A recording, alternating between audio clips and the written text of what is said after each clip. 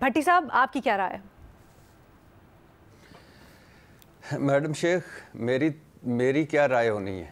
پوری دنیا کی وہی رائے ہوگی جو بابا جی ٹرمپ صاحب کی رائے ہوگی، لیکن بابا جی ٹرمپ صاحب کیا سوچ رہے ہیں یہ بابا جی ٹرمپ صاحب ہی جانتے ہیں، اور وہ بڑے خوش ہوتے ہیں کہ فلاں میڈیا ہاؤس نے یہ کہا تھا، فلاں میڈیا ہاؤس نے یہ کہا تھا، فلاں اخبار نے یہ کہا تھا، فلاں اخبار نے یہ کہا تھا اور میں نے یہ کر دیا۔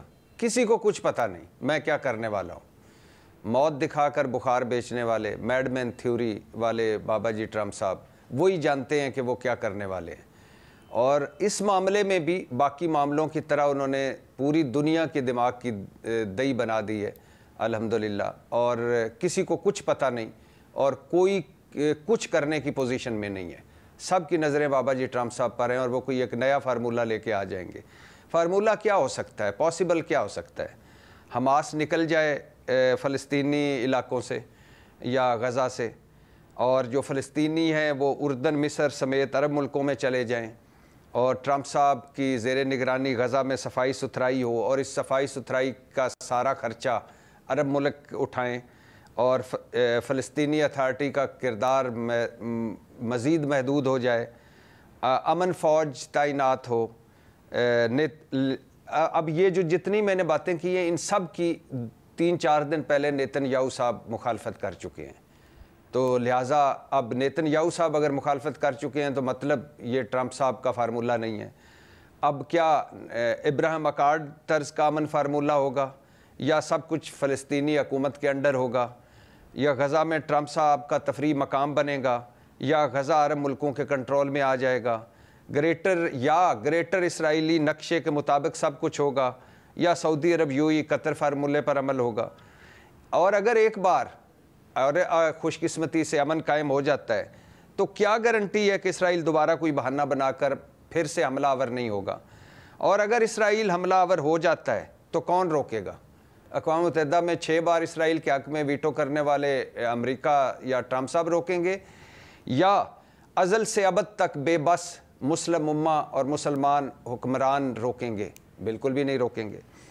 یہ بڑی عجیب و غریب چیزیں چل رہی ہیں میڈم شیخ، کہ ایک طرف ٹرمپ صاحب خود کو پیس میکر کہہ رہے ہیں کہ میں نے 7 جنگیں رکوائی ہیں نوبل پرائز کا، میں ہی حقدار ہوں، اور دوسری طرف وہ غزہ میں ہونے والی نسل کشی کی طرف مڑ کر دیکھتے بھی نہیں، بس کہتے ہیں کہ جو بھی مرتا ہے فلسطینی شہید ہوتا ہے وہ سمجھتے ہیں کہ یہ حماس کا آدمی تھا، مارا گیا۔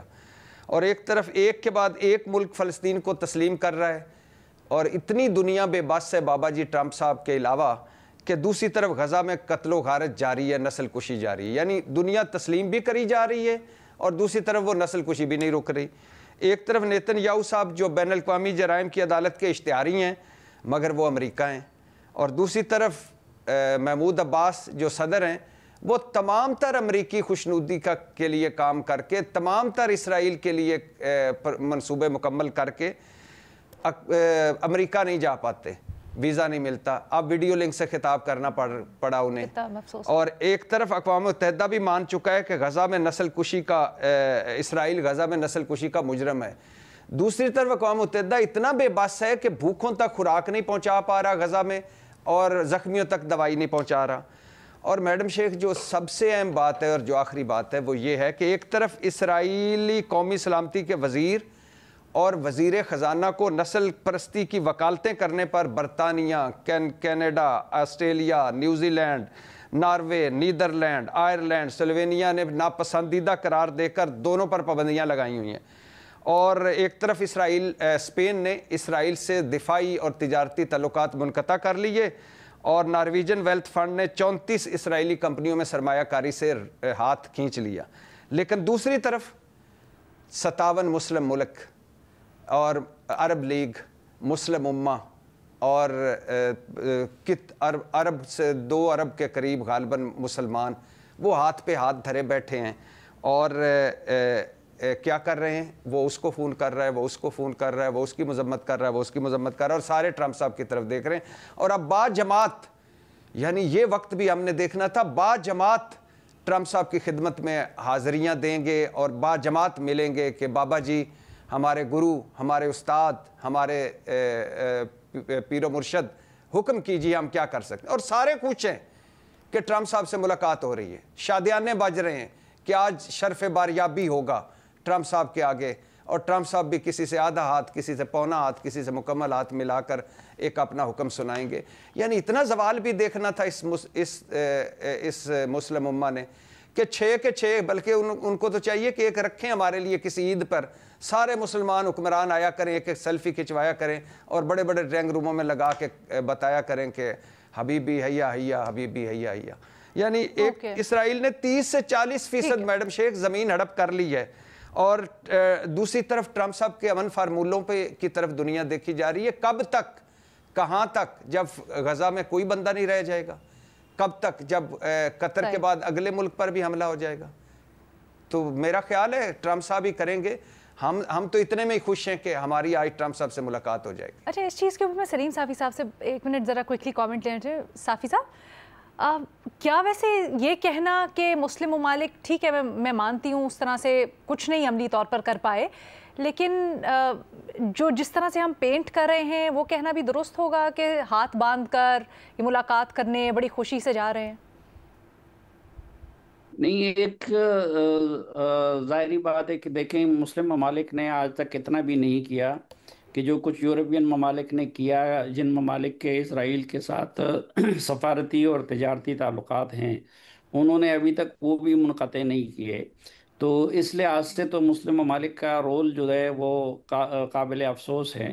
لیکن ظاہری بات ہے کہ سفارتی کوششیں میرے خیال میں کئی ممالک کر رہی ہیں، اور ان میں ٹرمپ کو آپ اس معاملے سے نکال نہیں سکتے، کیونکہ جو اچھل کود کر رہا ہے نتنیاہو وہ امریکی طاقت سے کر رہا ہے، اور امریکہ ابھی تک ان کو منع نہیں کر رہا یا نہیں کر سکتا، بلکہ یا شاید وہ امریکہ سے بھی زیادہ طاقتور ہے. تو اگر آپ نے سفارتی کوششیں کرنی ہیں تو اسرائیل کے مسئلے سے امریکہ کو نکالنا یہ ممکن نہیں ہے. مزید صاحب کچھ ایڈ کر رہے تھے. جو اس میں سب سے انٹریگنگ بات مجھے لگ رہی ہے کہ ٹرمپ جو ہے وہ اسلامک فورس کیوں چاہ رہے ہیں، یو این پیس فورس کیوں نہ ہو، کہ یو این پیس فورس جس میں اسلامک ممالک کے وہ بھی شامل ہوں، اس میں وہ یو این پیس فورس جو ہے وہ کیوں نہیں جائے غزہ اور وہاں وہ چیزوں کو کنٹرول کرے اور اسرائیل کو روکا جائے اس میں. کیونکہ یہ جو ہے کہ ڈونلڈ ٹرمپ یہ کیوں چاہ رہے ہیں، اگر وہ خبر درست ہے کہ جی مسلم ممالک اپنی فورس بنائیں اور وہ جا کے غزہ میں وہ کریں. یہ تو دیکھنا یہ ہے کہ ایک تو یہ کہ وہ تقریر کیا کرتے ہیں جنرل اسمبلی میں، اور پھر جو ان کنٹریز سے ملاقات ہے، ملاقات میں کبھی بھی کوئی حرج نہیں ہوتا چیزوں میں اس میں. اور ظاہر ہے اگر اسلامک ممالک اور یہ کنٹریز مل رہی ہیں اور پاکستان کو اسپیشلی اس میں انوائٹ کیا گیا ہے، تو اس میں کہیں نہ کہیں کوئی نہ کوئی چیز آگے بڑھانے کی بات یقینی طور پہ امید یہی ہے کہ ہوگی. اچھا، یہ والا جو آپ پوائنٹ کہہ رہے تھے نا، اسی کو میں محمل کے پاس لے کے جانا چاہوں گی. محمل، آپ بھی کچھ ایڈ کرنا چاہ رہی تھی پلیز، وہ بھی. اور کیا ویسے امریکہ مڈل ایسٹ کے اندر مسلمانوں کو مزید اس طرح کا کنٹرول دینا چاہے گا کہ فلسطین کے اوپر بھی ایک فورس کر لیں؟ دیکھیے نا، پہلی چیز تو یہ ہے کہ اگر آپ دیکھیے کہ جو ارد گرد کے ممالک ہیں، یعنی کہ ان میں کچھ ممالک کے نام بھی ہیں، اگر جارڈن اور ایجپٹ کی بات کی جائے تو انہوں نے پچھلے 2 سال میں پیلسٹینینز کی کیا مدد کی؟ بالکل کوئی مدد نہیں کی. وہ تو بلکہ خطے میں اسرائیل کے الائز ہیں مسلمان ملک ہونے کے باوجود بھی. اور یہ تو ہم نے دیکھا ہے کہ ویسٹڈ انٹرسٹ ہوتے ہیں امہ کی، تو جس طرح میں نے کہا کہ ایک ہے مت ہے. اصل میں جو عرب ممالک آپ کہہ لیں یا مسلم ممالک تھوڑے سے جو جاگے وہ تب جب قطر کے اوپر حملہ ہوا، اور قطر کے اوپر یعنی وہ ایک میڈیشن کرا رہا تھا، اور یو ایس ایلائی بھی ہے، سیکیورٹی کا بھی آپ کو پتہ ہے وہاں پر جس طریقے سے ہے. اس کے باوجود اسرائیل کو امریکہ نے نہیں روکا ان پر اٹیک کرنے سے.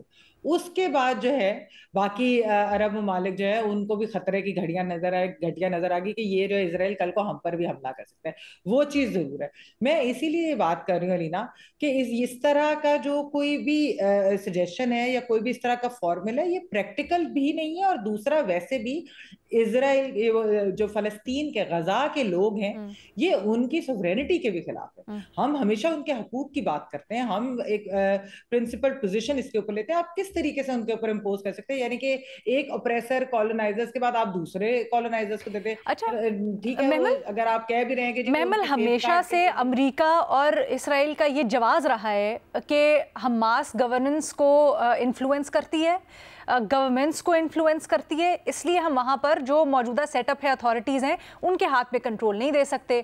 क्या आपको लगता है उनका वो जवाज़ भी बेजवाज़ करने के लिए अगर ये तजवीज़ दी जाती है और दरमियान में किसी को इंटरवीन करना पड़ता है तो उसमें कोई कबाहत नहीं? नहीं अलीना, बिल्कुल देखिए ये गलत बात है। 2 साल से मैंने कहा कौन नस्ल कशी कर रहा है लाइव टेलीविजन पे? इजराइल के कभी उन्होंने कहा है कि नेतन्याहू जो है वो दहशतगर्द है या इस तरह की बात उन्होंने की है? बल्कि जो ममालिक उनके ऊपर सैंक्शंस लगाते हैं इस तरह, तो उनके ऊपर अमेरिका का नजला गिरता है। और अमेरिका के अंदर कोई भी एडमिनिस्ट्रेशन आ जाए, वो रिपब्लिकन हो वो डेमोक्रेट्स हो, आपने कभी उन्हें एंटी इजराइल बात करते सुने? एंटी जायनिस्ट बात करते उन्हें सुने? सब प्रो जायनिस्ट है, सब प्रो इजराइल है। तो ये बात आप इस तरह की सिलेक्टिव बात नहीं कर सकते। Let the people of Palestine decide their future. हम में से कोई कुछ नहीं होता कि हम उनके ऊपर इम्पोज करें या हम उन्हें बताएं कि उन्होंने क्या करना। बट इससे बड़ा मजाक क्या होगा कि यूनाइटेड नेशन जनरल असम्बली इजलास जिसकी हाईलाइट फ़लस्तीन का मसला सॉल्व करना है, गज़ा में जो बर्बरियत है उसके ऊपर बोलना है, तो अथॉरिटी के जो रिप्रेजेंटेटिव है महमूद अब्बास साहब, उनको ही वीज़ा नहीं मिला वहाँ पर बराह रास्त बोलने के लिए। बहरहाल जी अब देखते हैं क्या होता है। आज ट्रंप क्या बात करते हैं और फिर जो मुलाकात होती है उसके अंदर से क्या निकल के आते हैं, उसके ऊपर भी हम आने वाले दिनों में फिर तज्जिया तबसरा करेंगे।